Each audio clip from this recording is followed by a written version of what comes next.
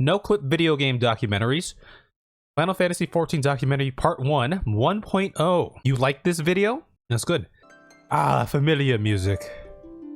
Square is buried deep into the culture of Japan. Originally a spin-off from Masafumi Miyamoto's father's Powerline construction firm, for over 30 years its games have helped power the rise of Japanese games development. There are no shortage of games that live under the Square Enix banner, but none as big as Final Fantasy. From our Western perspective, there's an air of mythos around the company. The accepted truth behind look the at that series' title cartridge. is that it was named Final Fantasy as it was Square's make-or-break game to avoid impending bankruptcy. And even if the real answer has more to do with creating... Wait, it was called Final Fantasy because it was their make or break game from bankruptcy to avoid bankruptcy? Wait, is that's the origin of the series name? That's crazy. Oh, that's a myth? What a change from power company to game company. Wait, what did he say? Oh, that was a myth? I was thinking about the cartridge here. They were pretty broke when FF1 came out. The truth behind the series' title is that it was named Final Fantasy as it was Square's make-or-break game to avoid impending bankruptcy. And even if the real answer has more to do with creating an acronym that could be pronounced by both Eastern and Western audiences, it's that first story that gets told. That's the legacy of this series. Stories about adventures that get passed from generation to generation, as nearby as the arcades of Akihabara and as far as the playgrounds of Europe. As the Final Fantasy series has moved from numeral to numeral, there have been high points and low. But with each new game comes the promise of a new story, a new myth.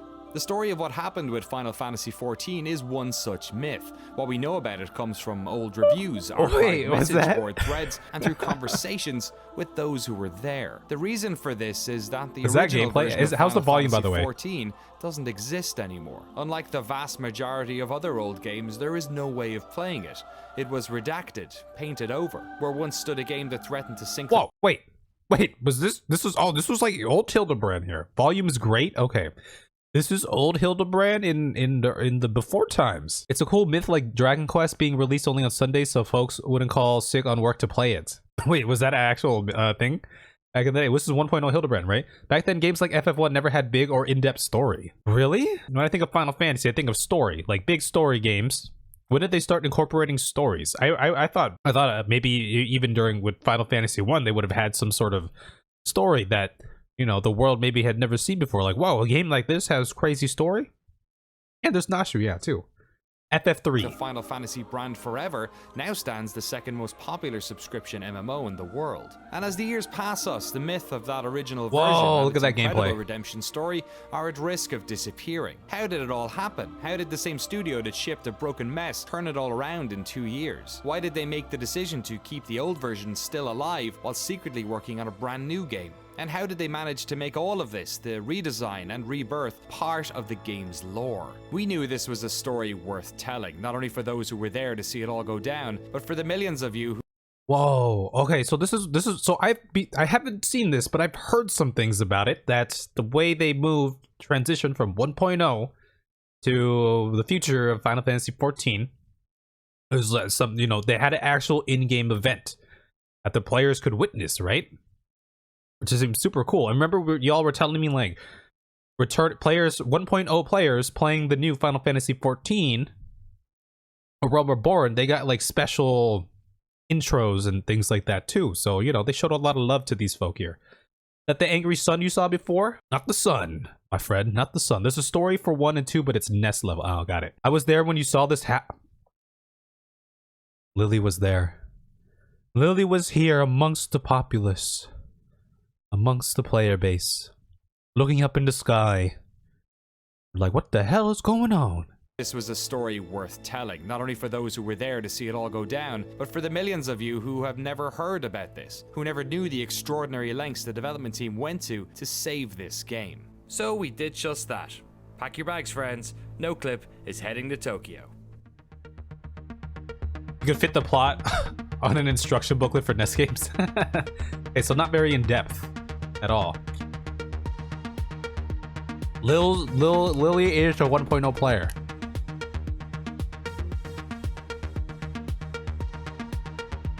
A 3-part series. This is part 1 here, baby.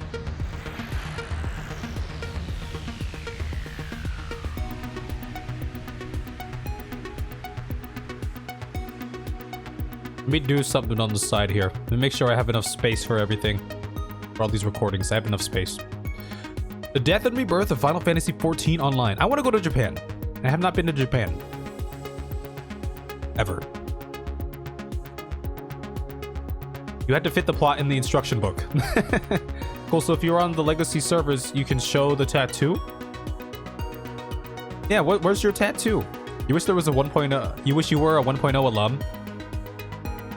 Yeah, that'd be cool. It'd be cool to say that. That was a long time ago, though, so, you know. Oh, look at the editing there. We had the final... this little star shower here in real life.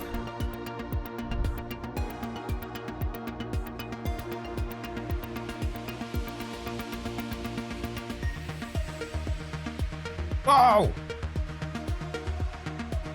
Was that an in-game dance? I'm sure it was. Look at the original Legend of Zelda, very minimal plot, but grew to be a big series with in-depth lore and story. That makes sense. That makes sense.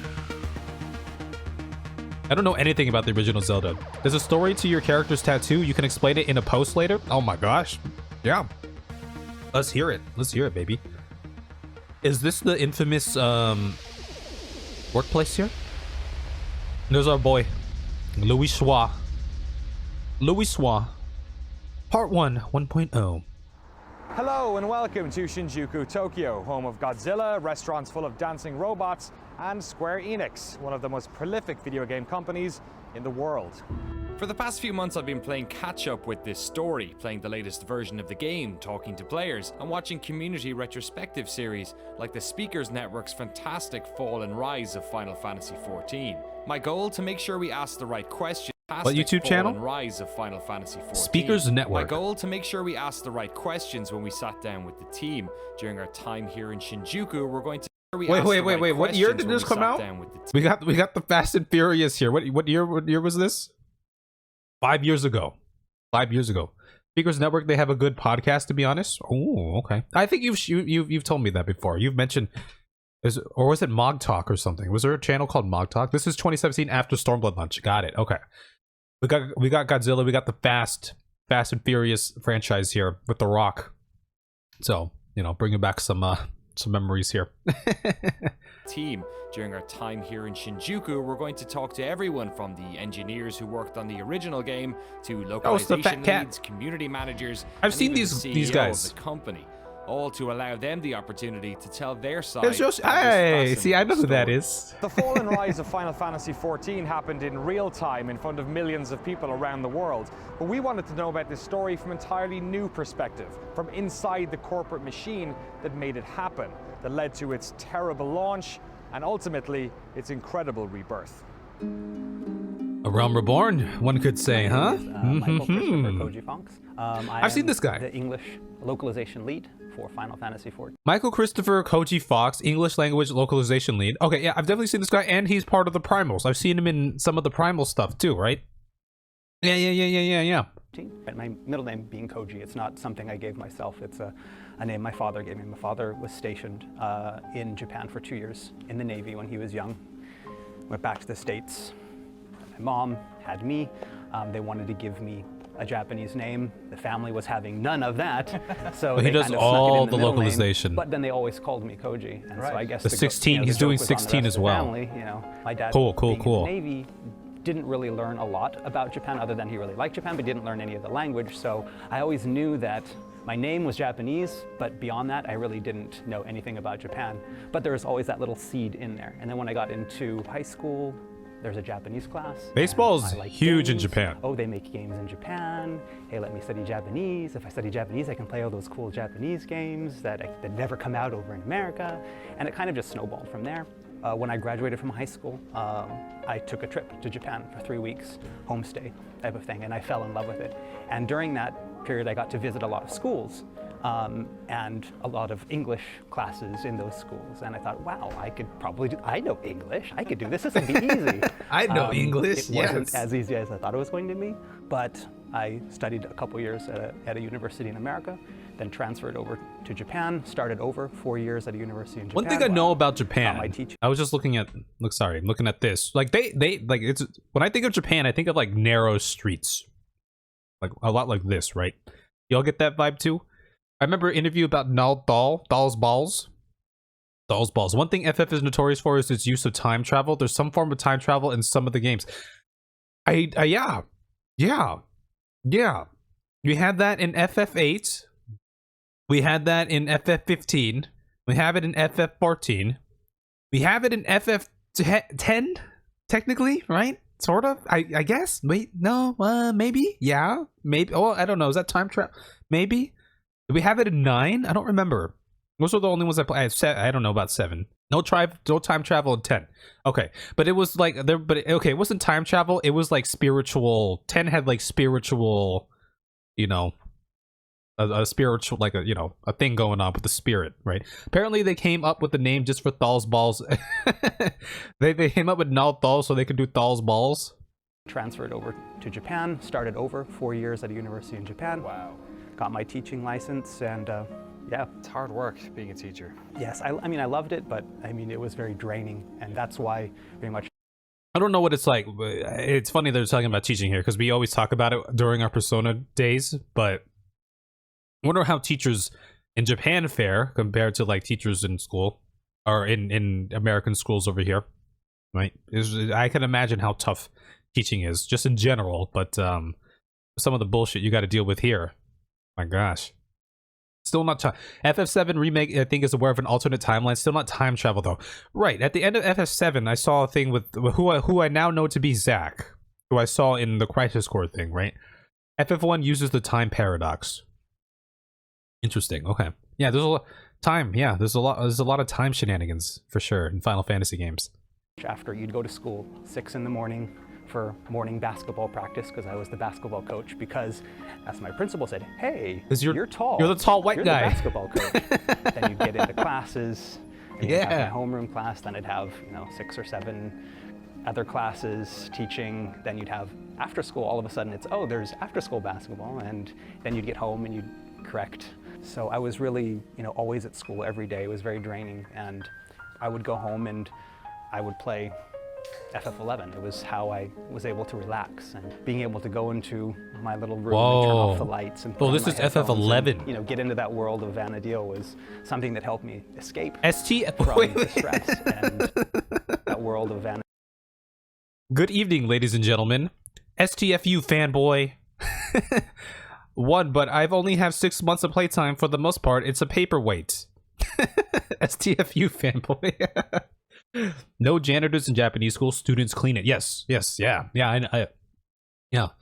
They keep it clean there. So that's what they did in the World Cup too. The Japan team, they cleaned up after themselves there too. In FF8, you love Selfie, not Renoa. Renoa's actually legit though. Yeah, that brings back memories. Yeah. 2, 3, 4, 5, 6, 7 original has no time travel. The issue with time travel is it can be implemented so poorly. That's why I'm wary of it. Yeah, I feel like there's a lot of loopholes and things that could happen with time travel. There's a lot that could go wrong, or it could make for us. But there's a lot that could. Yeah, there's so many variables with it, right? Vana'diel was something that helped me escape from the stress, and then it just happened to be one day I was online, checking for 11 related information, and I saw that Square Enix was looking for a translator, and it just kind of, wow, that would be really cool. When I was a kid and I was playing Blizzard games, Warcraft 3 and World of Warcraft and all that, for a time I was like, man, my dream job might be working at Blizzard. Working in the game industry in some way. It ended up not happening, but it's cool for this guy, right? That's super awesome.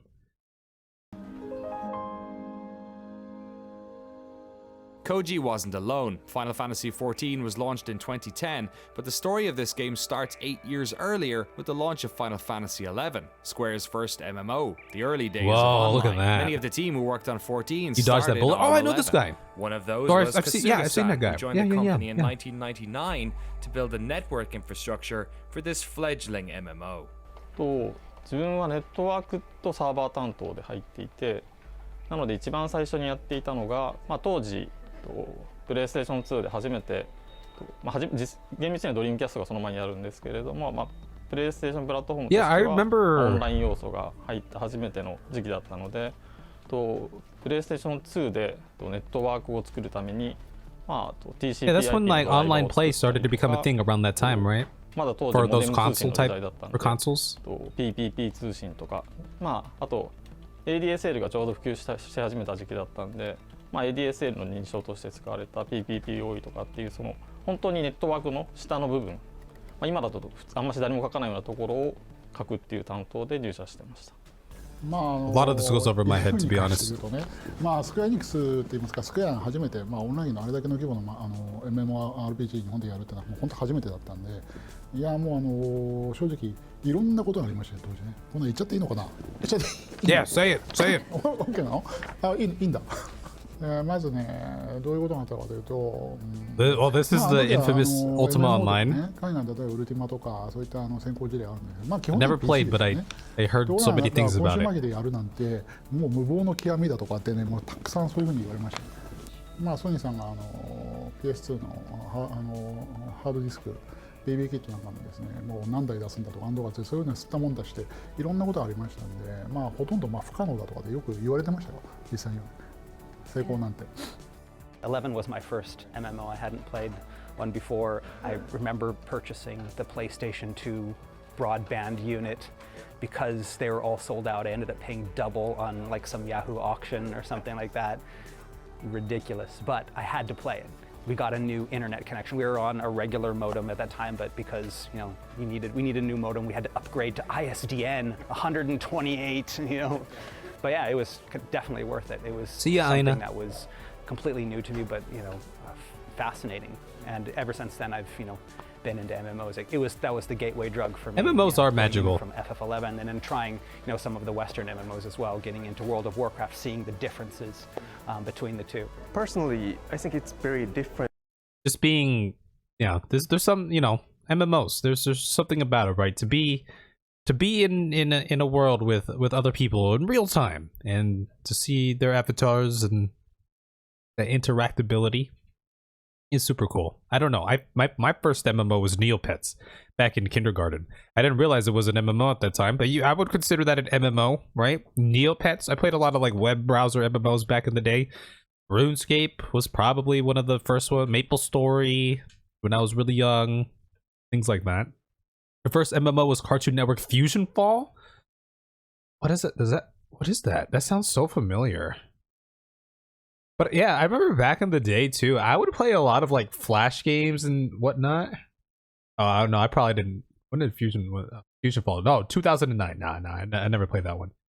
I was playing WoW by that time. This is Cartoon Network Fusion Fall. Your first MMO was 11. It was awful. Your first MMO was RuneScape. RuneScape was awesome. RuneScape was so good. It was such a fun MMO when I played it. But the first graphical MMORPG was Neverwinter Nights. Neverwinter Nights was online. I thought it was that was an MMO. Your first was Ragnarok Online. Let's just say grinding and XP loss on death is both addictive and painful. Yep, I've heard of Ragnarok. Yeah, I don't think I ever played Ragnarok. No, I never played Ragnarok Online, but I've heard about it. Yeah, this looks fun. This looks cool. Should we all go play a new MMO? I remember we talk about Ragnarok Online here quite often, don't we? Yeah. Oh man, thinking back to old MMOs, man. Okay, so this is Toshio Murochi, global community producer here. I mean, here in Japan from the Western market because, yeah, it is for everyone in the globe. I mean, it's very first. Okay, I'm just taking a look here at the gameplay that we got here, but we have the log here. Casdia takes 2 points of damage, etc. Battle mode displays abilities and skills. Network connection up there, and then you have your combat menu. It looks like MMORPG on the console, PlayStation 2, and also, I mean, it was the first ever cross-platform MMO between PlayStation 2 and the Xbox 360. The obvious one is the most Japanese people don't very like to chat in public. right. So, I mean, in the world, there's a lot of characters, but it's very quiet because people are using a tell. instead of the say or shout. And then Oh. but if you go to the Western world, game world, I mean, If you go to the everyone- Western, if you go to a Western game world, people are spamming the Barons chat. They're spamming the trade chat with nonsense. They're spamming all the different chats. They're yelling. They're saying racist stuff. They're making jokes. They're trying to scam people. They're singing songs. Also, Lineage 2 is the game that taught you not to put emphasis on graphics. And we're like molasses on your old PC back then. Yeah, I've never, like I said, y'all, I've never had like such a good like a beast of a system or whatever that I played on games with like super high graphics, blah blah blah. I you know, graphics was never a must-have for me. And back in the day, it's not like we had a choice, right? I'm a bit ashamed to admit it, but I like playing Destiny 2. It's technically an MMO, but it's not like an MMORPG. I'm not used to MMORPG grinding. I played Destiny 1. Destiny 1 was fun. Destiny, yeah, there's nothing wrong with liking what you like, but Destiny was fun when I played it. And I would consider that an MMO. I guess the term RPG is, the MMO part is very definable. RPG, how do we define RPG? I mean, I guess at base level, you could say an RPG is any game where you're, you know, immersing yourself as something that you would not be in real life. That could be very broad. That could apply to many things. While other people might define an RPG as something that has, like, you know, talent trees or customizability in that sense, or something like that, right? See, this is why they'll never let us cross-region travel to Japan. Yeah. They, you know, it's like we said, it's too clean in Japan, right? We you know, they don't want us there. We're too impure. As someone who plays mainly on Japan and has seen culture clash on Materia, 100% no to NA Japan cross travel. You define it as a role-playing game. Any game when you're playing a role, or you're role-playing. The game Genshin Impact also is an MMORPG, but more an RPG with co-op elements. Genshin Impact, okay, never played that one, but I know that's like a big mobile thing, right? I think level ups is an important part of it, but otherwise, I don't know. I mean, I think an RPG is just any game where you are immersed as somebody else or as another entity or something, right? MMORPG means whatever you want it to mean. Yeah. This is all, it's all just semantics. I've seen people argue about this online, that's why. But every single one is shouting around. So yeah, that's a huge difference. You know, while in the West, you know, you have your EverQuests and you had your Ultima Onlines. EverQuest, I never played that. And then, so Final Fantasy XI was really one of the first MMOs. Rock in Japan. Lizard. And so getting to You're gonna get it now. Goblin Thug. Basically, the pioneers of the Japanese MMO was really exciting. On the other hand, I mean, you could also say that it was possibly kind of a curse, in the sense that they were all, you know, doing their own thing. They had their vision of what an MMO should be and what a Japanese MMO should be. And then me, again, not having played an MMO before, getting on this team and thinking, okay, this is an MMO, and translating away and working in that project, I kind of, you know, started thinking, okay, this is what an MMO is, this is what an MMO is. And then that one day I start playing WoW, and it's like, oh. Yeah, WoW was amazing. Whoa. Seeing the differences between the two and saying, like, okay, when did this come out? Was the norm in Final Fantasy 11, you know. 2004. 2002 Japan, 2004 US. Okay. I mean, I was gonna say like 2 to 5 more years until World of Warcraft comes out, but that huge difference between what we're saying here and then what we saw with vanilla World of Warcraft. Like, huge. The grinding for 20 hours to go up one level, and then only to have your level drop when you know, pull too many crabs and it kills you and you've lost 5 hours. Yeah, that's a lot of that old, was normal. And then you're like, older MMOs, right? Normal, or RPGs. The Japanese so they're probably game, slower. Final Fantasy XI had already released, and they were working on the first expansion pack, Rise of the Zalart. I was part of the team that was working to get the base game and Rise of Zalart all translated before the Japanese Rise of Zalart was finished, so we could all release at the same time. Right. Did you get it on time? I got it on time. I haven't missed a deadline yet. That's one thing I'm proud of. Final Fantasy XI was a huge success for Square Enix. It established a concurrent user base of around 250,000 players for years. It was the most profitable Final Fantasy game ever, and at one stage was the 6th most popular game on all of Xbox Live. More than that, it established the Japanese style of MMO. And when the decision was made in 2005 to start work on a sequel, the new MMO was built around things that made 11 successful, focusing, like most Final Fantasy games do, on beautiful graphics and an interesting battle system. This new game was to be directed and produced by the same duo, graphics and an interesting battle. Oh, wait, is this reference? Like most Final Fantasy games do. Is this the reference to, remember Thancred would always talk about the Gubu, the escape, like the Gubu? That is this where something bad happened to Minfilia and their family? Then is this is the moment here? Is this it? They're showing us this moment. Oh my god. This was the Echo flashback. Oh man. Here's a general statement that gives you the idea of destiny that may or may not be true. We kill gods and turn our enemies into guns. That is true. Yeah. Yeah, the Gubu that killed her father. Yeah, that was like, okay, wait, we got a Gubu and we have Thancred. This could be no other situation. This could be no other scenario here. This in Ul'dah. This is Ul'dah, right? It kind of looks like Ul'dah. On beautiful graphics and an interesting battle system. This new game was to be directed and produced by the same duo that shipped 11, series veteran Hiromichi Tanaka and Nobuaki Komodo. Final Fantasy XIV was announced for Windows and PlayStation 3 in 2009, but behind the scenes the development team was struggling to put the pieces of its new world together. ファイナルファンタジー14のその最初のバージョンの、自分が見た時の一番大きな問題点、最終的にそれが問題だったと考えているものっていうのは、その最初のコンセプトとしてそのプランナーがEndless nerd. Holy smokes. Okay. I'm just getting a peek at the HUD here, the UI, all that. Okay. Yeah, map. Okay. Day, night, yep, weather, time, all that. スクリプトを書くことによってゲームを作っていこうで、利点としては、プランナーが考えて自分たちで実装するんで高速な開発ができる。要はそうじゃないと基本的にはプランナーさんものを考えて開発者にエンジニアに相談してどう実装するかを決めて、でゲームデザインをする人はそのどういうパラメータをいじりたいかとかを相談しながらエンジニアと話をしてものを作っていかなきゃいけないんですけれども。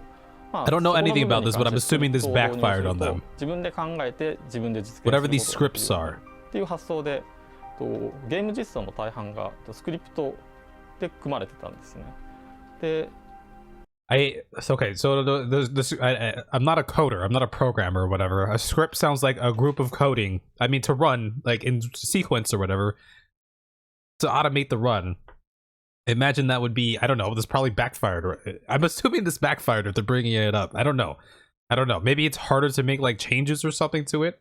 そのスクリプト UI の問題もそうなんですけれども、ゲームも UI も基本的にはスクリプトで書かれていて、でスクリプトを動かすエンジン側がかなり負荷が高いというか CPU をたくさん使わないと動かない状態になっている。Is that why Kenshi runs so bad? ちょっとした何かをするだけでも、ゲーム内で少し何かをするだけでも非常に CPU リソースを使っていることになっていて、すぐにサーバーが回るサイクルが遅くなっていくっていうことが問題として発生していました。Oh, super intense. 結果としてそのサーバーでできることは少ない、あとゲームとしてサーバーで実現できるところは少ないですし、何かしようとすると負荷が上がっちゃうんで、じゃあそれを回避するためにどうしようとかっていうことで、結果的にそのゲーム内容としてリッチなものが実現できないっていうことが起きてましたね。で UI もスクリプトで組まれていたので、なんかちょっと処理するだけでもすごい時間がかかるっていうような問題が発生していました。Like I mentioned before, so right off the bat, it's just in a position where we get to see all not running well together first. We were some of the first to realize that, Houston, we have a problem.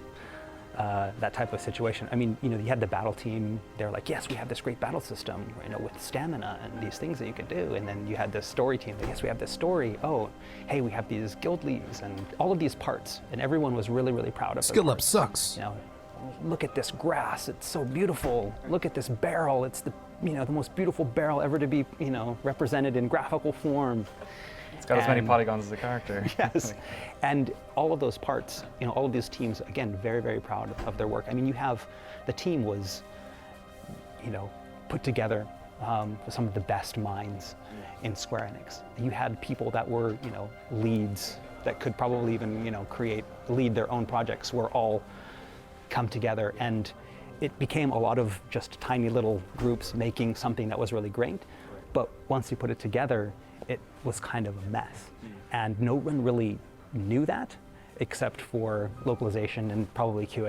Now, is that just because one good thing 1.0 had was some pretty good cutscenes? They were motion captured. Oh, nice. Yeah. I feel like they, Square Enix always has really great cutscenes. Same thing with like Blizzard, right? They always have great cinematics and everything. Well, you're talking about there's cutscenes for cinematics and everything. So I was gonna ask again. I'm not like technical about this. You think did they just not know that this wasn't gonna work out well because they haven't ventured into an MMO like this before, or like no, because they had 11. I don't know. There was no one. I don't know. People are like, hey, we have a lot of scripts. It's probably not gonna run well. You would think maybe they would know that. I don't know. I guess I didn't know. Square Enix was an absolute mess between 2006 and 13. Like a real mess. Oh, okay, got it. Hopping off here, gonna go finish the rest of P4G now. See you, Miguel. Have a good one. Good Thursday. As well, and we're like, okay, we need to do something. But by then, it was one of those. It's kind of too late to do anything. But for us, Montphilia, we're finally able to hold. They're just showing these clips. We're finally able to hold a proper funeral, but the girl's future still weighs heavily on my heart. Would you believe she says she wants to be a miner here in Old Da? Damn. They gotta show us. I mean, this is good for me because I never thought I would see like what transpired or like, the actual gameplay of that. Look at that. We would be looking at the text, and some of it, Minor it wouldn't make philia, sense, or it would just be very bland, and thinking, if there's any way to make this game better, what can we do? It's like, well, I can take this text and maybe add some. Wait. I saw something. It wouldn't make sense, or her name is Asilia. She lost her father some time ago, and with him, all that was left of her family. Did we know this, Asilia? Did we know that? Were we supposed to know that? I mean, obviously, if you played this, you knew that. But me, as someone who never played this, did they like mention this before? This name? People call her that in ARR. They did. They did call her that in ARR. I don't remember that at all. If Ilya can't go to the bars in Oda, they probably don't serve minors. Are you gray? For a second, I thought you were gray there. That's a gray joke. I like it. For us, we would be looking at the text, and some of it, it wouldn't make sense, or it would just be very bland, and thinking, if there's any way to make this game better, what can we do? It's like, well, I can take this text and maybe add some more stuff into it, add some more flavor to it, and maybe that will distract people from the fact that the battle is not that fun. At a fundamental level, the piecemeal design of the game was causing problems. Graphics were inconsistent. While many elements of the world were copy and pasted ad nauseum, some environmental objects had as many polygons and shaders as a character model. The battle system was just confusing. The game didn't have elements fundamental to most modern MMOs, things like jumping, auto-attack, and the ability to interact with the map using a mouse. It had a system that nerfed hardcore players to make sure they didn't level up too fast. The UI was confusing, crafting was incredibly complex and took forever, and simply there just wasn't enough content. The closed beta wasn't going well. They needed more time to fix these problems, so the open beta was pushed back to within a month before launch. The team knew there were problems, and they were getting frustrated. Montphilia. 今まで話していた仕事っていうのは大体その2010年の1月から、実際にリリースされる 8月ぐらいまでの間にやっていたことで、ゲームが本当に良くないっていうのがこう、みんなに認識されて自覚されていくっていうのは結局ベータが始まって製品版が始まってっていう。Imagine getting to the beta stage and you're like, oh shit, our game isn't good. Not the alpha stage, not any other stage prior to that. You get to beta and you're like, wait, this sucks. Asilia is her real name. She had to change her name to keep her safe from the Guardians because her father was a double spy for the Resistance. Oh. Okay, so she just took Asilia combined with Miner. That's what they did. We were talking about mining and miners. They took the M-I-N from that and then added to the Ilya.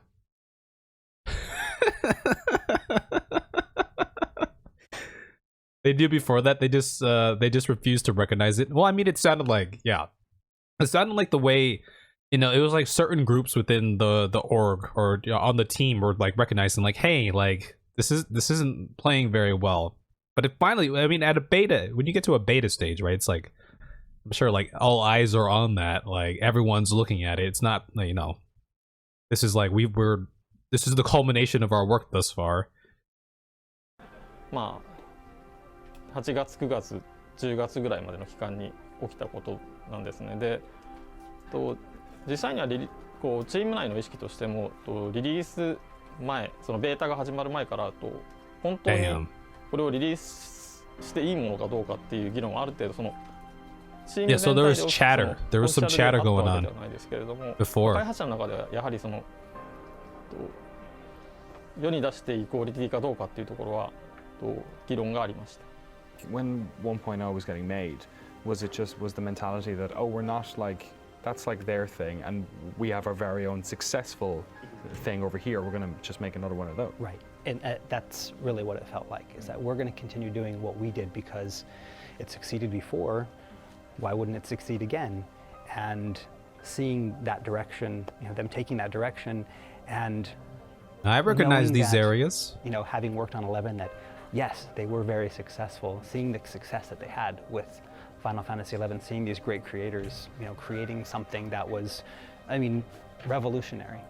But then on the other hand, knowing that what they were doing was, yeah, but maybe that worked 6 or 7 years ago, but a lot of things have changed since then. And I mean, I think there was even one guy on the localization team that got to that point where he just got so frustrated that he just wrote this scathing mail and sent it out to the whole team before telling anyone else on localization he was going to write it. And then we all did it at the same time, the devs team. We're reading it, like, wow, this is really terrible. I hope he doesn't, oh, he sent it to the whole team. Because he just got really frustrated because he could, to him, I mean, they were being very stubborn. They weren't, you know, they hadn't moved on. Whereas the rest of the world, that's got to be tough. I feel like, you know, it takes guts to do that. And then I just imagine at a Japanese company where things, I don't know, structure might feel a lot more rigid and you don't cross those like social boundaries as much. Took some guts to do that, huh? That's a problem Square is having with their published games lately. Look at Babylon's Fall. I don't know anything about Babylon's Fall. I did know that Marvel's Avengers game that came out a little while back, right?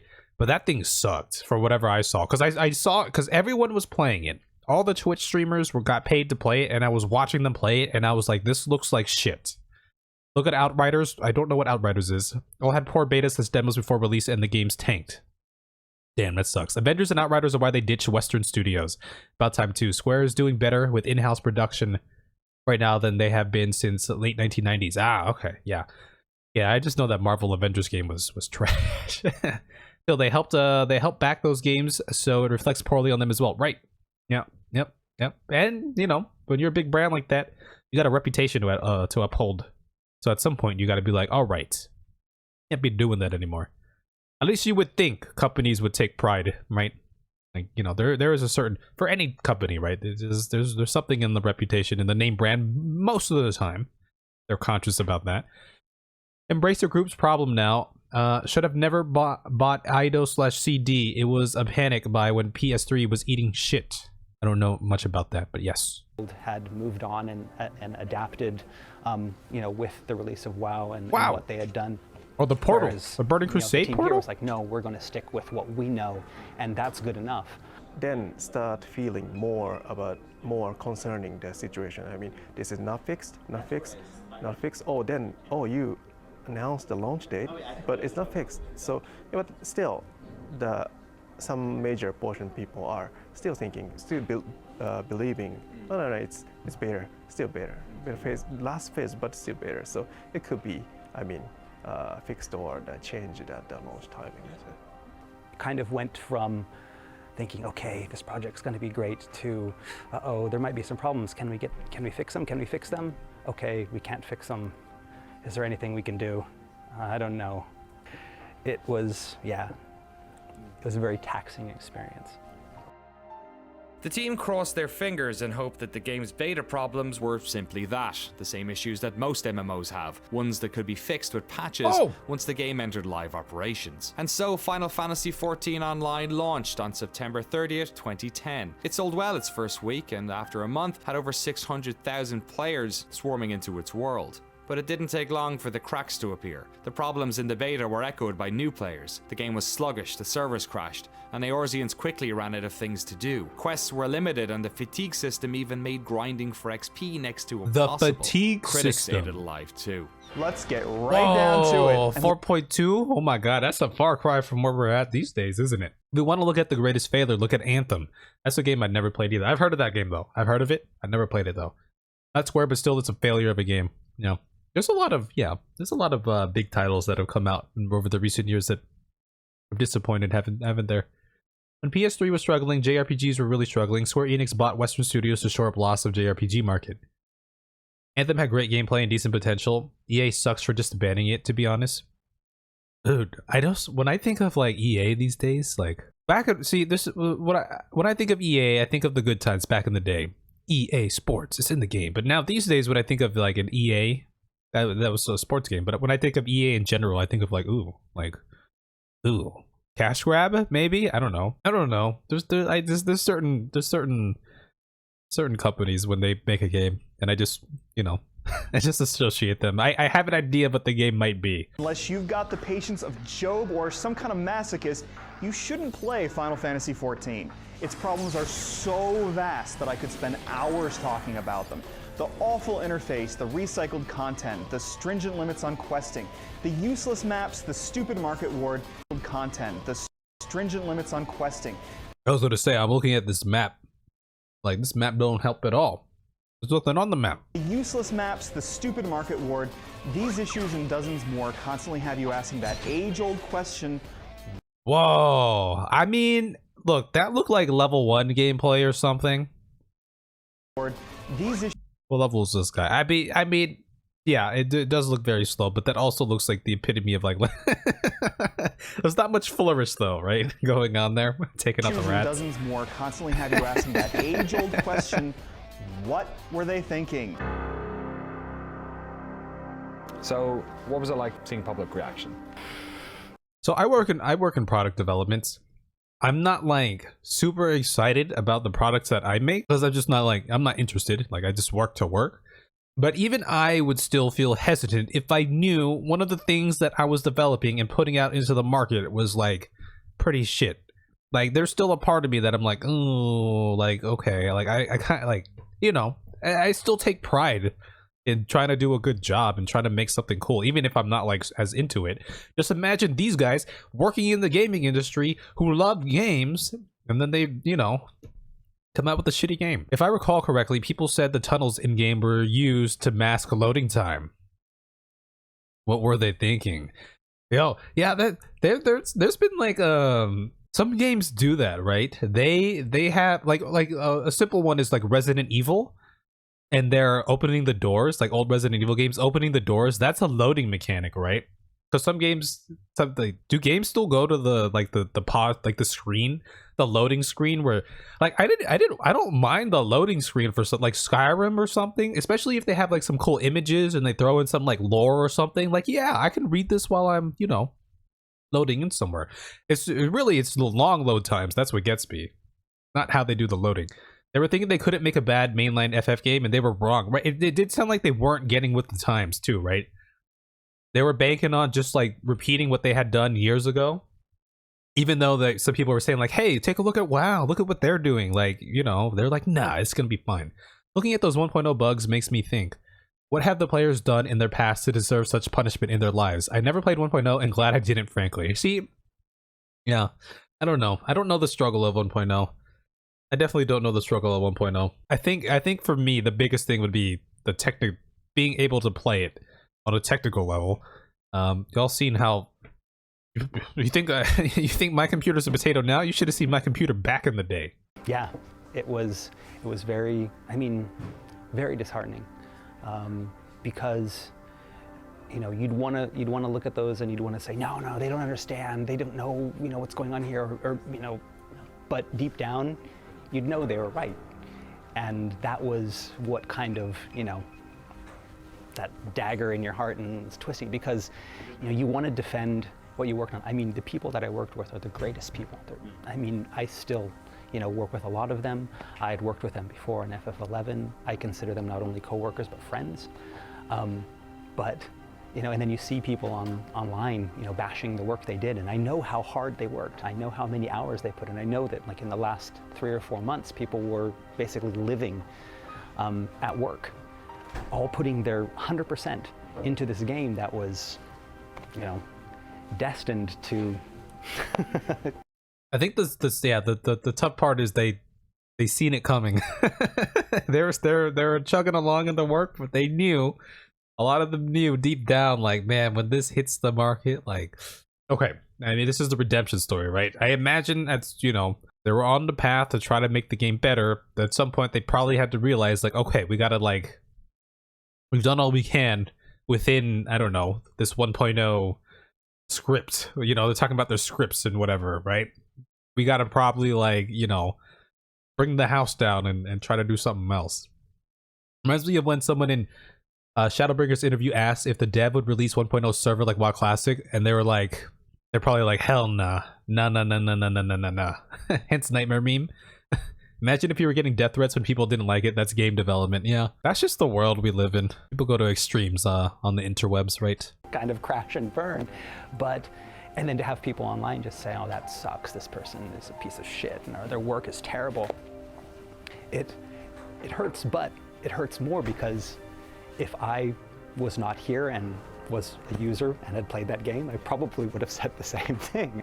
そうですね、まあ、当時はね、私CFO やってたんで見てたんですけれども、ローンチのタイミングやっぱ一番大きく違ったのは11の時のいろいろごたごたねと9の14の時のごたごたが一番違うっていうのは、11の時はいろいろごたごたあったけど、ゲームに関して言うとさすがに相当やっぱり相当程度やっぱりWell, do you think that's just because of the novelty of Final Fantasy XI here, right? It was like the first, like, big, like, you know, Japanese or Asian RPG, you know, like on the consoles and all that. And then by the time 14 comes out, 1.0 14, I mean, you got WoW, you have all these other options, right? 受け入れファン相当のやっぱり評価されたんですよね。で、まあオペレーション上のねトラブルとかっていろいろ多分あるっていう、まあこれはある程度つきもので、まあ大変だったんですけど。I also won't lie. I also won't lie to the point of the video, right? Sometimes they're showing Final Fantasy XIV 1.0 footage, and I'm like, are they showing Final Fantasy XI, or is that Final Fantasy XIV? Like for a split second, like sometimes I can't tell. So I mean, I guess it kind of shows you how how things might have been for Final Fantasy XIV 1.0 back then. 11 was a good game for its time. WoW just came out a year later and changed the pair. Yeah. WoW was historic. It was a game changer for sure. まあそれはあったんですけど、ゲーム内容に関して言うと非常に評価されたというふうに理解してますけれども、前作の場合の一番やっぱ私はちょっとまずいなこれって思ったのはやっぱりゲーム自体の評価が非常に厳しいものだったということですね。これはちょっとやっぱり相当大丈夫かなというのをまあローンチした後ね。Yeah, not being regarded well and being received poorly, that seems problematic to me. My guy. やっぱりそこはね非常にリアルに感じましたね。それはそうですね、まあローンチして、まあ、しばらく経って、まあ、そんなに長い期間じゃなかったですね。そうしばらくなんでやっぱり相当なこのままで大丈夫なのかっていう社内でも相当やっぱり議論ありましたからね。I mean, the first few months was just an endless stream of translating apology mails from, you know, producers and directors and you know, finding out, trying to figure out different ways of saying we're sorry. Because the more you say it, the less weight it. I already knew what he was gonna say there. The more you say it, the less weight it holds. The less the less meaning it holds, right? Man, imagine that. Like just having to send out all these apology letters. So so here's the thing though. Bet you Sony regrets now buying them during all this when they were begging to get the bot or not buying. Yeah. So here's the thing. They're making apology letters. You know, I don't know. Is that a Japanese? I mean, it must be just a Japanese thing, right? They're like, hey, like, we're sorry that this is shit. I don't know. How often do we see that from developers here? Probably not as often, right? What's worse, hearing your game is bad or knowing that what the players say is right? That's the thing, though. When I think about just again, I'm just speaking in general terms. When I think about the gaming development and playing culture here, I feel like players will often criticize developers and games, and a lot of times it feels like they're just like, we don't give a shit because we got your money, and now we're gonna make another game that's gonna be kind of like a money grab too, and y'all are gonna buy that because you're suckers. You're gonna pre-order it, and we're gonna make more money, and the cycle's gonna continue. Am I being a Debbie Downer? I feel like that's how it works these days. Japan being a country where people apologize a lot, that's part of the culture, but then trying to translate that, it's like, okay, this is the 10th time I've said sorry in this one post, and then from the American myself, it's like, yeah, people are going to look at that as insincere. The more you apologize, the more and then trying to explain that to the team, it's like, no, we have to apologize. Like, yes, you have to apologize. I mean, I'm thinking of like what's a more recent example of a redemption arc? It would have to be that space game that came out actually that came out a long time ago, that promised so many things that under-delivered, but as far as I know, I forget the name, but the devs they're still working on that game and adding updates. And for what I've understood, that No Man's Sky is a poppin', like, it's a good ass game now, right? Feel bad for developers, publishers pull all the strings, force products out unfinished. Yeah. And consumers blame the devs instead of the people in charge of the money. Yeah. It's just the way of the world. This doesn't just happen for games. It just happens for all sorts of companies in general. But I guess, since we could talk about the games, right? Let's take Blizzard for example, right? I feel like the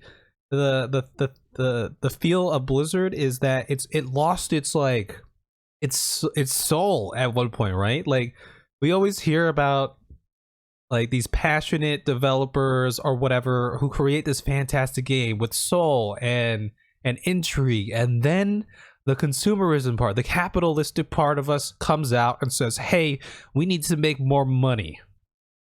I'm gonna buy you out, or we're in charge now. We're gonna give you a lot of money, but you got to do things our way.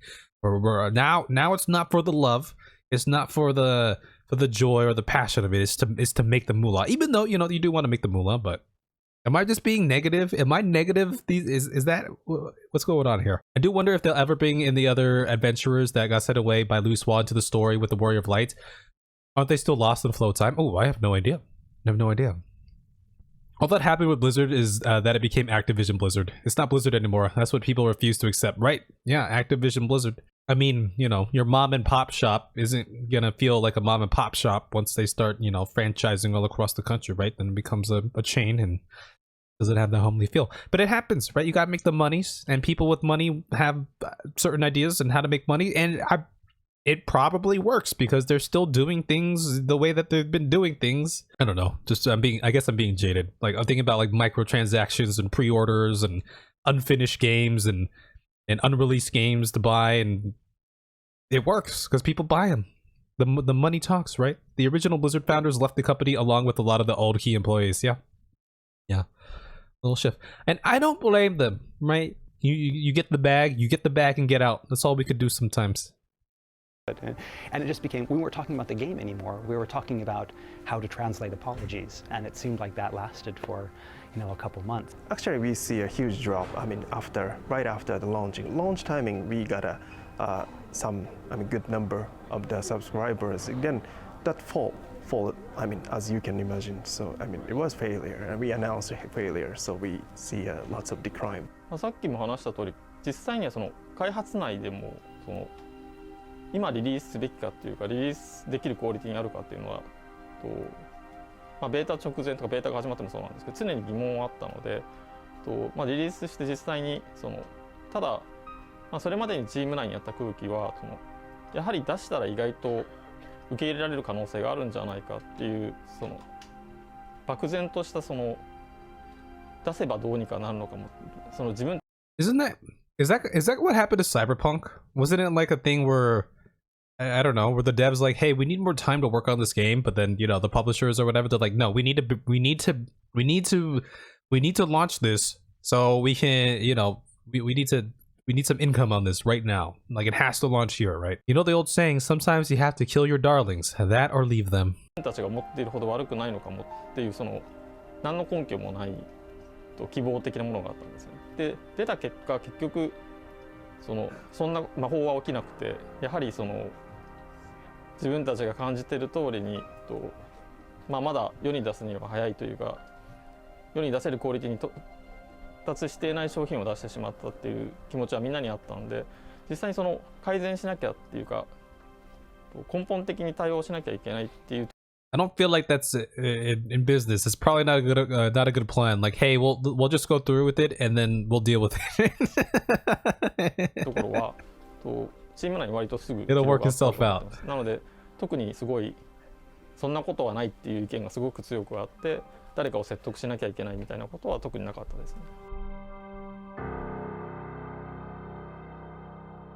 By the way, I told y'all this was going to be a 2-hour watch. I'm going to go pee. We're halfway through this, and then we have a 1-hour recording. We have another hour to go of recording, most likely, because I'm going to keep pausing. I'm going to go pee. Take a break. Time to take a break. Today, Square Enix is based Take across us 2 multiple hours. floors in a modern office complex in Shinjuku, Tokyo. It's a company that is often designing multiple projects at once. And while Final Fantasy XIV was being developed, in another part of the building a different game was being made. Produced by a Final Fantasy fan, his name, Naoki Yoshida. 一番最初はファミリーコンピューターUS だとエンターテインメントシステムかのマリオブラザーズが一番最初にプレイしたゲームです。とにかくそのテレビの中、テレビっていうのはその見るものだと思っていた子供の時に。ところがそのマリオブラザーズで初めてそのコントローラーを握ってゲームをプレイした時に、まずそもそもテレビのものを自分が自由に動かせるっていうことがものすごいショックで、友達の家でプレイさせてもらったんだけど、 Revolutionary. We saw that. ものすごい興奮したのを覚えてますね。ドラゴンクエストっていうDragon Quest, yeah. 大きく広めたタイトルを初めて触った時に、アクションではないゲーム、数字のや As far as I understand, Dragon Quest is one of those OGs, right? Like super OG, and they're still that series is still going, right? I always see like, I don't know, what are they on? Dragon Quest 12 or something? I was very curious. I've never played a Dragon Quest game, but I'd be curious. The game Yoshi P was working on before 14 was an original IP described as a dark medieval fantasy action RPG that was going to be directed and written by the peeps on 16. Very interesting. やり取りでこんなにまたさらにゲームは面白くなるんだっていう、特にストーリーラインがあってっていう、また次のカルチャーショックを受けて RPG っていうジャンルにものすごくなんだろうフォーカスして。 So they just took that and turned that original IP into Final Fantasy 16, because 16 looks like a medieval fantasy action RPG of some sort. It looks kind of dark, right? I guess it could be dark. I don't know. Maybe. していくことになったかなとは思います。当然その翌年に出たファイナルファンタジーにもその映画的なその演出、ファンタジーをより強く打ち出したっていうところにもすごい衝撃を受けてたので、やっぱり僕の中でドラゴンクエストとファイナルファンタジーっていうのはすごい大きかったですね、当時。Like most Japanese players at the time, Yoshida-san played all the early Final Fantasy games. He holds them in high regard, though he still holds the bitter memory of not being able to save before the last dungeon in Final Fantasy III. But when he was 11 years old, a brand new type of gaming experience arrived at home. His uncle gave him a PC on this PC. The good old PC, baby. That's how I got my start. Not the exact same game, but I think they rolled a lot of the product. That's what that's what I was thinking too. They probably took a lot of that and turned it into 16. Also, let me get some tissue real quick. Just like I'm pretty sure they altered the plot of 14 to use in 16, right? Because I remember we were talking about that. Because we were getting some parallels to like Shiva and how the Shiva was working, or the lore behind Shiva in 14. PC, the young gamer learned how to program BASIC. His first video game centered around trying to break into a bank vault. But this PC also exposed him to a spectrum of gaming that eluded most Japanese players. Western role-playing games. He fell in love with games like Diablo and was stunned when he first went online and played with This game used to scare the shit out of me. でその翌年にウルティマオンラインをベータからプレイし、先輩にとにかくすげえゲームあるって言われて、ウルティマオンラインをベータから始めたのが初めて MMO をプレイした作品で、やっぱり同じようなその3回目の衝撃、3000人が同時に一つの世界で遊ぶっていうのがもうとてつもないまた衝撃でしたね。まあウルティマオンは本当に自由度のウルティマオンラインは特にとにかく初期は自由度がめちゃくちゃ高いゲームだったので、そのいわゆるロードの称号をつけたそのなんて言ったらいいんだろうな、すごく紳士的なというかコミュニティリーダー的プレイをするキャラクターと完全に悪のプレイヤーキラーをやるキャラクターを2つ作ってどっちもものすごい遊んでた。Was Ultimate Online やっ like ぱりその MMORPG is Ultimate Online considered like, you know, like one of the OG like pure like MMO, like I don't know, you think like really like role playing, like this is why he's so good at running MMOs. He's been dealing with MMO players for decades. Yeah, he's been playing for decades. He knows all the bullshit. Also, like that just reminded me, y'all hear about The Witcher, right? Apparently the Witcher writers like didn't even like the that just reminded me, right? Creators who have played in the medium that they're trying to create versus, you know, creators who show disdain or dislike or have not indulged in the medium that they're trying to create or the story they're trying to tell. ゲームがどう作られているのか、どういったエンジニアリングが必要なのかっていうのもものすごいそこで勉強させてもらったと思います。もうその頃からコンソールと同じぐらいの比重で PC でゲームをかなり遊ぶようになってたので、自分で PC パーツ買ってきて組み立てたりしてたし、でやっぱりそのあたりで FPS もかなりプレイし始めてたし、特に 3DMMO のスタートである I was so curious about EverQuest. プレイをし始めて、 I've only ever played like on a private server. パッケージを日本で手に入れるのが本当に大変で、出張で東京に来た時に秋葉原をね時間を作ってゾンビのように店をこううろうろして、エヴァクエストってゲームないですか、エヴァクエストってないですかって。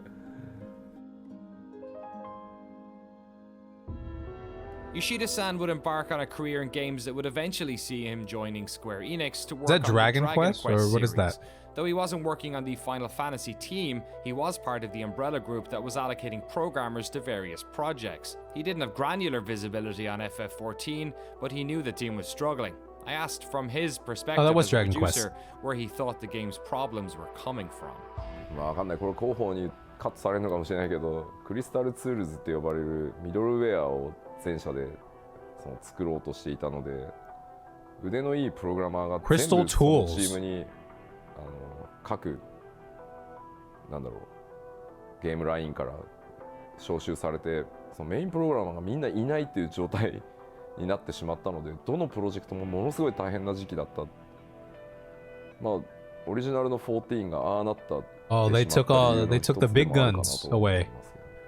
さらに2つ大きな問題がそこに絡まっていて、スクエアエニックスその全体にプレイステーション2のジェネレーションで本当に世界一グラフィックスのクオリティが高い、そしてゲームエクスペリエンス Yeah, look at that high graphic quality. Yo, this was the shit back in the Oh my god. Hell yeah.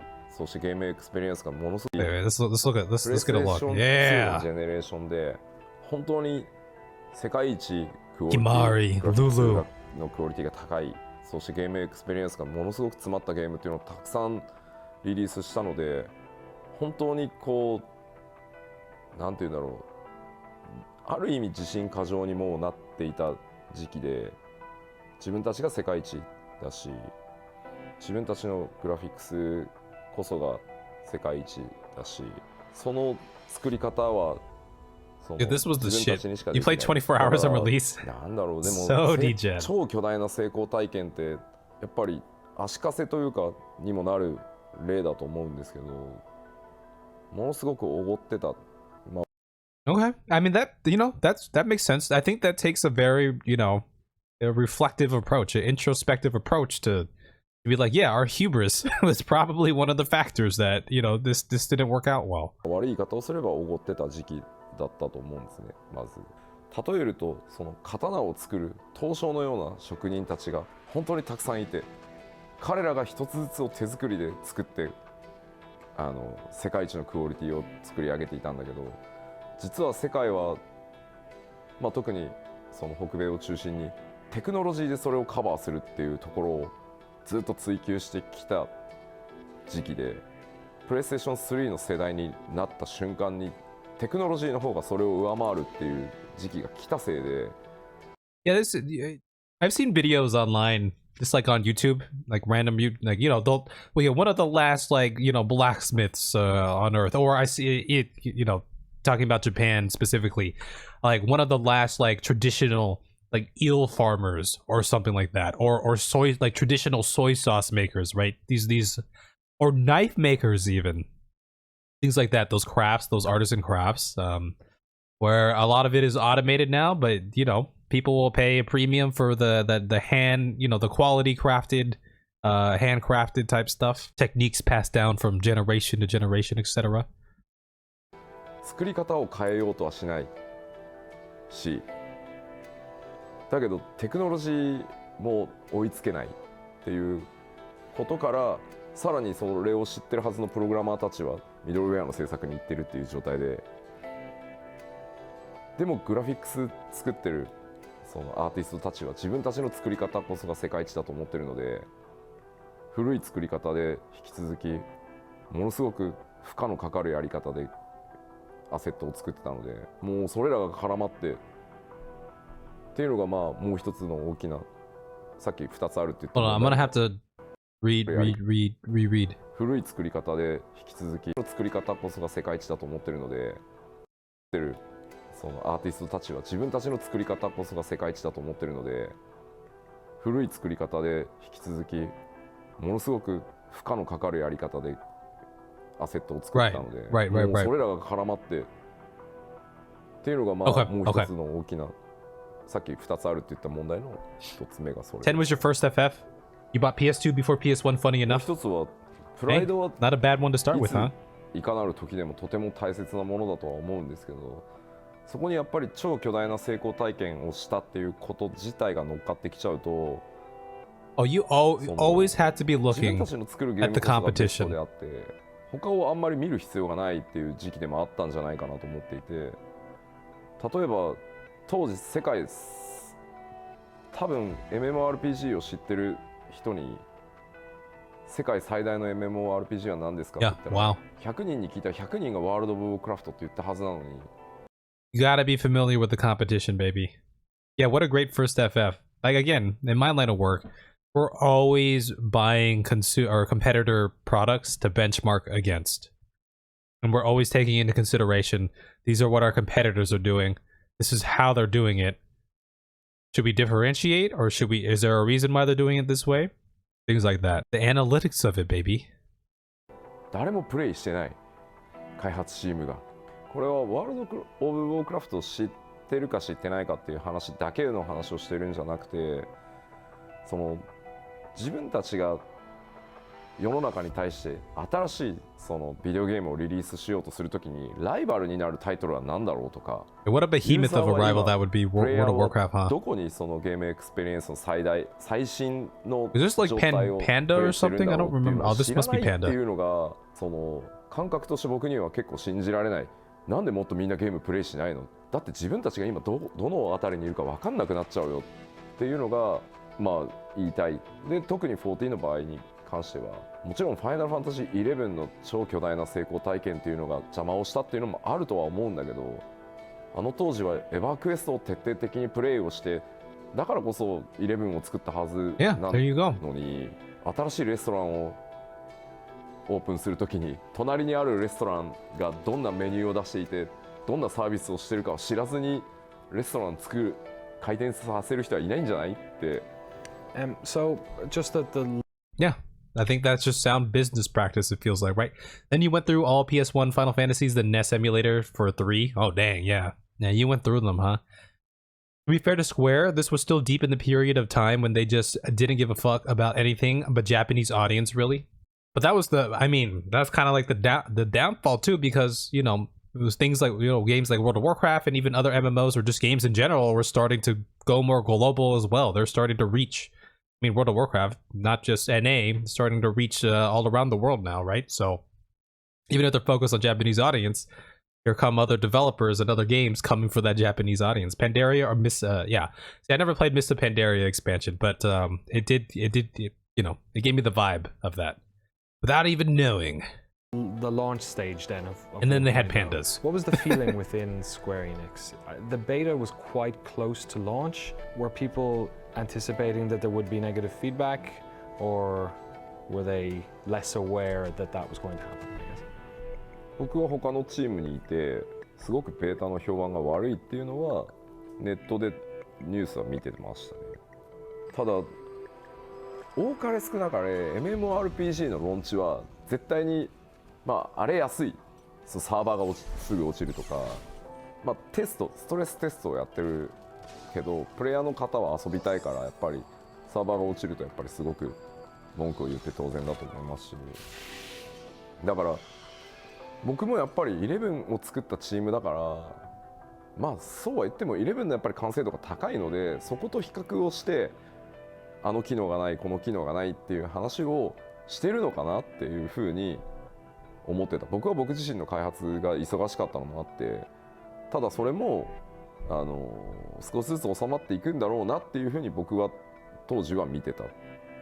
ただ別の角度、今度はそのオリジナルの14チームの中のその視点としてはこのままだと本当にまずいもっと時間をかけて品質を上げないとっていうもちろん声を上げる人たちもいたけれど、会社って全体の判断としてはファイナルファンタジー11のスタートもそうだったと。機能たくさんなかったしものすごくネガティブなフィードバックもたくさん来たけどパッチでどんどん直していって11は完成したんだから。Yeah, so maybe that's why. I mean, you know, they're like, maybe this is par for the course. It was like this for Final Fantasy XI. It was a bit of a rocky start, right? You know, we're in our beta. Yeah, there's going to be some rough patches, but it seemed like some people were, you know, thinking about it like, yeah, we might be able to salvage this, but deep down there were a lot of people also thinking like, oh, this actually really isn't good though. Like, what are we going to do? One of the biggest things Yoshi P has done is force them to finally be global developer 20 plus years after becoming one. Yeah, it's huge. I mean, yeah, gaming is so global. It's so universal now. It's crazy, right? I skip 11 since I can't play PS2 online back then. Then 12 I can. Then skip 13 since by that point I can't play a console that needs TV. Yeah, I never played 11. I never played 12, 13. I didn't play 14 until now. Here I am.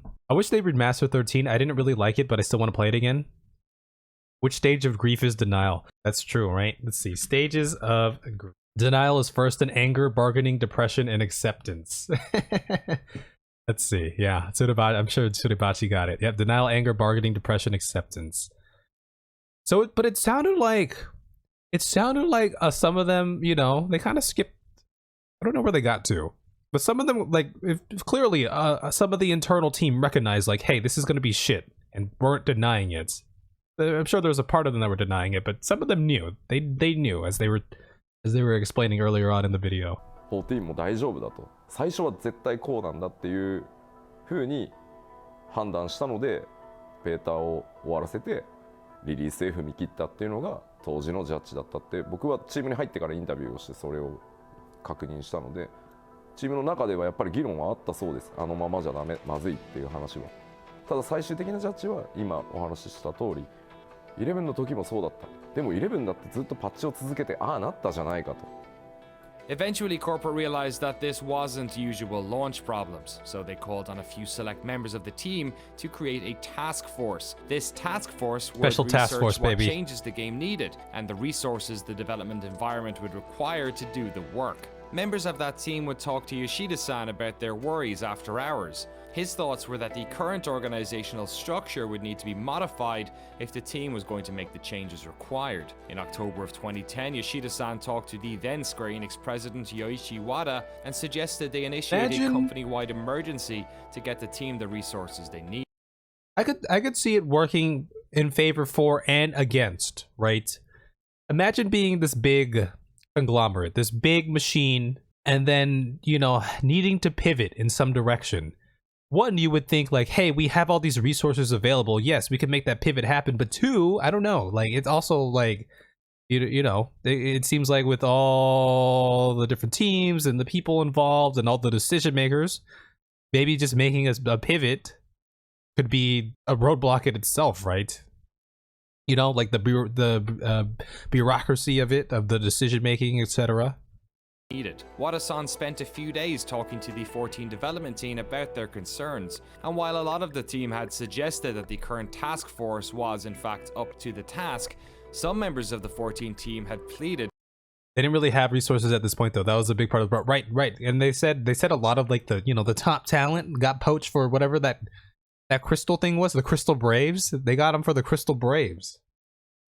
To have Yoshida-san join the project to help. And so it transpired that in late November, corporate took the decision to remove Hiromichi Tanaka from the team and move Nobuaki Komodo. I don't know much about this this Nobuaki Komodo guy, but he looks like, for some reason, he looks like someone that I would find in like he would play a gangster at a Yakuza game for some reason. I think it's the shirt, right?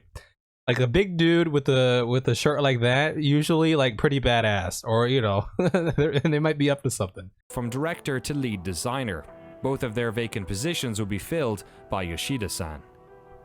At that time, not just talent, 12 and 13 both hadn't sold super well, and release schedules had slowed dramatically. Oh, so maybe they just like, okay, we're not going to devote as much to the Final Fantasy franchise now. Since 12 and 13 didn't do as well, we'll put our money in or our resources to something else.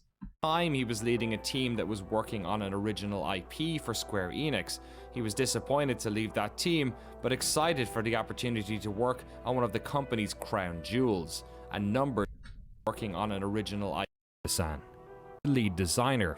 Both of their vacant positions will be filled by Yoshida-san.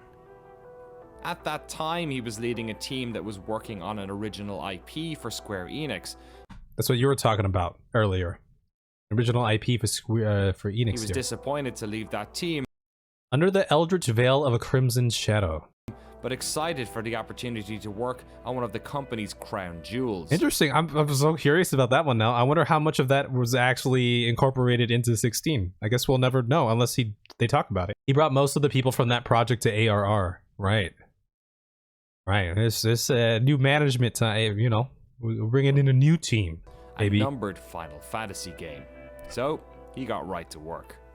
I mean, still at this point, you would imagine that working, because the way they said it, a numbered Final Fantasy game, that still has to mean something, right? Because this is a franchise that has been going on for so long. There is a certain amount of, like, you know, respect and expectation that comes along with it, right? ことが当時3つあると思ってて、まあ順番にやってったんですけど、まずそのチームにまあオリジナルのチームにトップが変わります。であとそのまあオリジナルのチームに the top level we're going to be swapped out from the original team, and then that are タスクフォースメンバーもそのまま開発コアとしてリードに。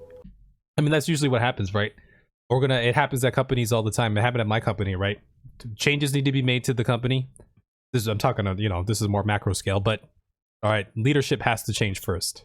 We're going to change leadership. 入りますっていう当然話をしなきゃいけない全チームに。ただ僕はドラゴンクエスト側のゲームを開発することが多かったので、そのほとんどのスタッフを知らないというか、まあ顔と名前ぐらいは知ってるスタッフはいたけど、その一緒に仕事したことがある人がほとんどいなかったので、まず Say hello っていうところからで、一度もみんな仕事したことがないからどんな仕事をする人間なのかを見てくれればいいよってまずで、あ、こいつダメだと思ったらチームを抜けて。 That's a sign of a... Okay, I thought he was going to go in a different direction. He was going to say, You know, if you don't like how, or, you know, if you feel like I'm doing something wrong or I'm not doing something right, like, feel free to tell me. But he's saying you're more than welcome to lead the team. It does take a certain, like, you know, you'd expect the leadership to take ownership or to be flexible in a situation or in situations in general, right? But not all leaders, not all managers, not all bosses are like that. A lot of bosses are like, it's my way or the highway. You think that's a translation thing? 構わないからっていう話を最初にして、 Yeah, see, this is, I mean, it feels weird to have to say it, but like, this is the sign of a good leader. Like, you know, let's give it some time. Let's work together to see what we're like. If it doesn't work out, it doesn't work out. He knew how demoralized they are, but couldn't afford to lose people, couldn't replace them. 一緒に仕事してみようでも1回はいいよねって。でそれでダメだと思ったら本当すぐ抜けて構わないから3ヶ月ぐらいまず一緒にやろうよっていう話を僕スピーチでした記憶があります。でまあもう1回チャレンジするよ。まあ当然その時その申請するなんて話はまだ計画がなかったので、とにかく立て直しをやるよと、ギブアップはしないよっていう話をした時に、僕を知ってる何人かはよしやるぞっていう人たちと、もういい、もう無理だよっていう人たちと、なんだよこの急な体制変更って言ってまあ怒ってる雰囲気の人たちとっていうのが大体のその時の雰囲気でしたね。まあそんな中で今も14のサウンドディレクターやってるソケンが、まあその話をしてた時と大きなホールだったんですけど、2階のサウンドブースで僕のマイクの調整とかやってくれてて、そのソケンがあいつだけですよやり直すぞっていうか、そのリベンジするぞって言ったらガッツポーズしてたのはあいつだけです。今でも覚えてます。2階席でおっしゃーってやってたんであいつ。Even if it, you know, a lot of people wanted to quit or they're very demoralized, I feel like if this, you know, however this speech went down, the way Yoshi P is describing it, I feel like it had to have lit some sort of spark or given them a little bit of hope, right? Because again, I talk about this sometimes, but one thing I learned from coaching high school kids, and I think this could be applied to a lot of leadership positions, is like a lot of the times, like we just want people to be real. Like we just want them to be themselves and to, you know, speak honestly and be flexible, man. Like don't put up a farce. Like just be you. And I think that's the first step, right? And you know, a sign of a good leader, right? Because people can smell a phony. You can smell a phony, especially kids. Kids can smell a phony. They can tell if you're phony from the moment they meet you. I saw both reactions. I saw the, oh my God, we just went through a year of hell and now he's asking us to go through a year and a half of hell to this point that might, you know, be another failure because, you know, no one had taken a game and rebuilt it in this manner before. So basically he's saying like, yeah, you just have to trust me and yeah, you could, you know, waste another year and a half of your life and it could be a failure and, you know, but you're gonna have to believe me on this one. At least you're still getting paid. So yeah, a lot of people are like, I can't do this anymore. I don't know, and I can understand that because again, it was a gamble. But then on the other hand, there were, I mean, a lot of us, you know, myself included, but I mean, a lot of people on the team that were like, no, I mean, we worked so hard on this, and we did our jobs the best that we could, but for a lot of, you know, reasons, some circumstances that were out of our control. You know, decisions made by higher ups, decisions made by other teams that have, you know, affected our work and nothing that we could do about it. But we had put our all into it and we were invested in the project. We still believed in the project. To have someone from the outside come in and not just come in to say, okay, you know, forget it, we're just going to do it my way or the highway. He's like, you know, he asked our opinions. Exactly. He laid out a roadmap. He gave us a vision and a hope, and it, even though it seemed like it would be difficult to achieve, it didn't seem inconceivable. Yoshi P knew there was no time to wait. He worked with corporate to make sure the team had time off, both for them to relax, but also to give him time to build his new vision, to do research playing other MMOs, and to help drive. I will say in my own personal life, I have been blessed to only have like great managers. All my managers and bosses in my like professional career they've been so amazing. And I know I'm lucky. I am lucky to have someone like that because not everyone has that. But to have someone flexible and understanding and, you know, work-life balance and all that, and to be motivational and to lay it down on the line, you know, to lay it out straight when it needs to, like it's Not everyone has that, even though you would expect that from, you know, all leaders, but not always the case. Draft his plan to deliver the vision and how the team was going to do it. They had very little time to fix this game, so once they started, the specifications document would have to be watertight. And as captain of the ship, he needed to be able to answer every question the team may have, quickly.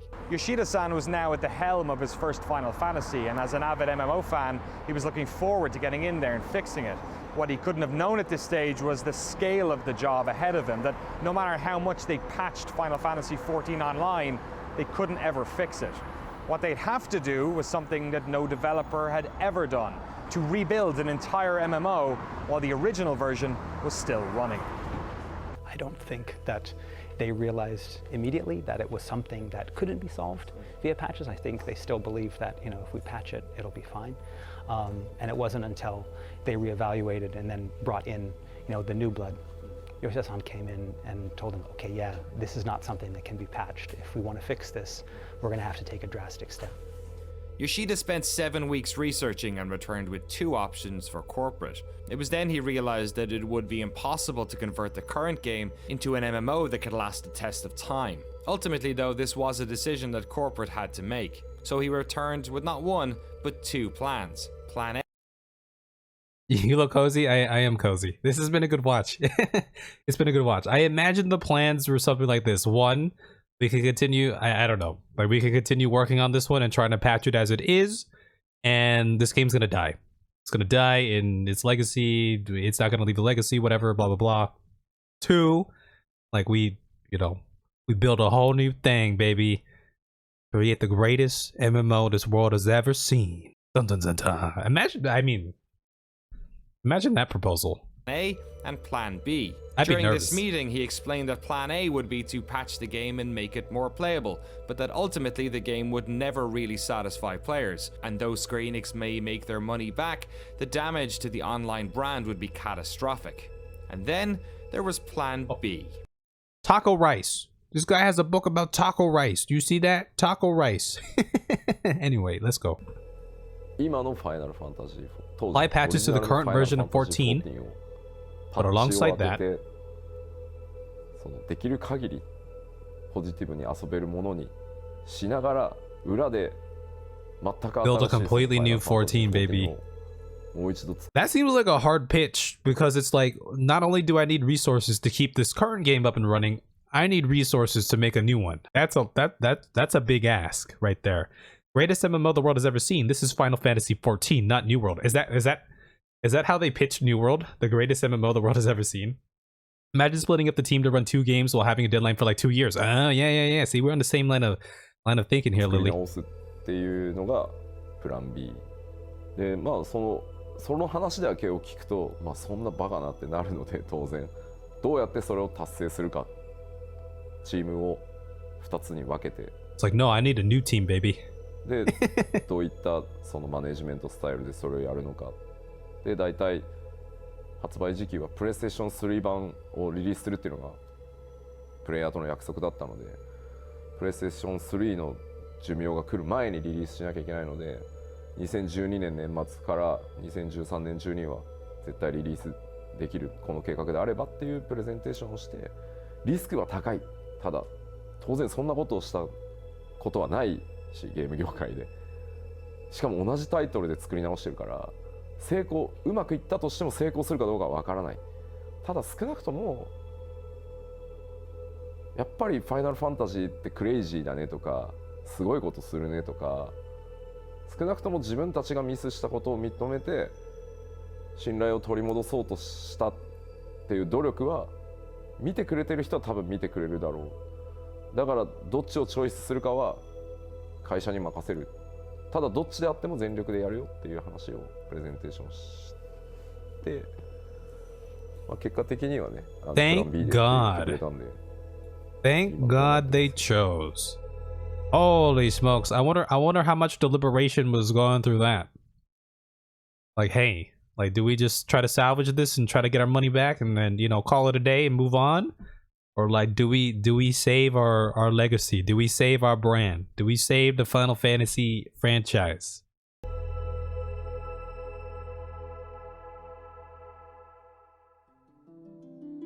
Final Fantasy XIV 1.0 was in a state of disarray. Square Enix had decided to suspend subscriptions to help ease the negativity around the game, while the PS3 version was indefinitely postponed. For the next 2 years, they love showing the goobos off during these 1.0 cutscenes, don't they? I'm glad they didn't choose option A. Me too. Because if they didn't choose option A, or if they did choose option A, I wouldn't be here right now, and we wouldn't be hanging out. Wouldn't that be a shame? I wonder if Square Enix would even exist at this point if they had it. Would have had to sell the whole org, probably. Damn, you think so? Imagine that timeline. I always think about that. I always think, like, in the general sense, like, Yoshida if I were to go back in time to relive my life again, would I do it? A part of me says yes, because, like, you know, I know all the choices that I made. I know what I could do to help myself out in the future. But the other part of me is like, what if the part that always sticks out to me is, what if I don't meet the people that I met in this timeline? That would be the worst part. I don't think that's the part I could ever sacrifice. At some point during 1.0 crashing and burning, they apparently did beg Sony to buy them. Sony was like, no, dumpster fire. Yoshida-san and his team would work tirelessly on not one, but 2 MMOs, patching the original 1.0 to fans' expectations while secretly working on a brand new version of Final Fantasy XIV. In our next episode, we focus on that 2-year period and tell the incredible story of the falling moon of... Whoa, Goobos. Hello, Goobos. T-Dub. Okay. Whose gameplay are they using here? Because they've had a lot of, like, questionable choices for the chat dialogue, and now we also have T-Dub Trojan Weed. We have T-Dub Trojan Weed here. There's only so much 1.0 footage in existence. I mean, I'm no better. Keb was here, so, you know, I can't say anything. Dalamud, the death of 1.0, and the birth of a new... Place pretty dead now? Question mark. Holy crap, it's huge. Was pretty lively earlier. Hasn't been any attacks recently though. What was attacking? The Imperial assaults outside of the city? 2 jobs have been a clusterfuck. Deep Void Ogres, Eyes, Drakes, Batrolls, and even Vandarnis. They attack outside and inside. Oh really? Wow, fun stuff. Yeah, you have that video with the 1.0 footage. Remember, yeah, we watched that. It sounds like that, yeah, they sent off 1.0 with you know, the Dalamud here, but the big, like, event. This is what I love about MMOs. These world events that happen in the games that, you know, all the players can experience. I'm talking about a grander scale than the events that, you know, the holiday events that Final Fantasy XIV has. These in-world major events that happen. This is what I love. This is so cool. New Eorzea. This production was funded entirely by the support of 4,399 patrons, including Jason A., Dig Miller, Mohammed Abdullah, John Adams, Charles Adam, Osama Al-Habri, Alfred Shah, Thomas Alman, Alexander, Duncan Armstrong, Aaron Ashby, Average Joe,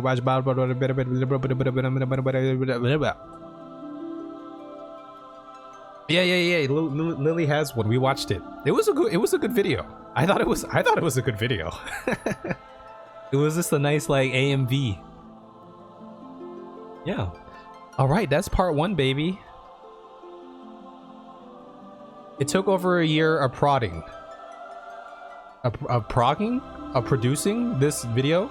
Oh, but we got part 1 done. Oh, that's what you're talking about. Yeah, we're finally here. Hey, where's T-Dub Trojan Weed's name?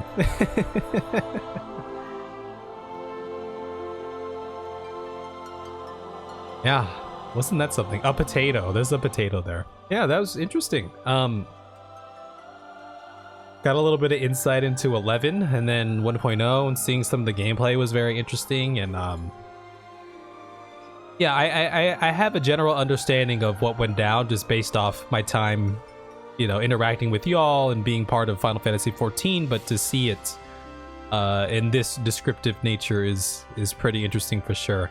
Because I've only known Final Fantasy XIV as, you know, this 9 out of 10 game with Shadowbringers and Endwalker. So, what a journey, huh? What a journey. That was a good watch, though. All right, part 2, Rewriting History. We'll watch that at some point as well.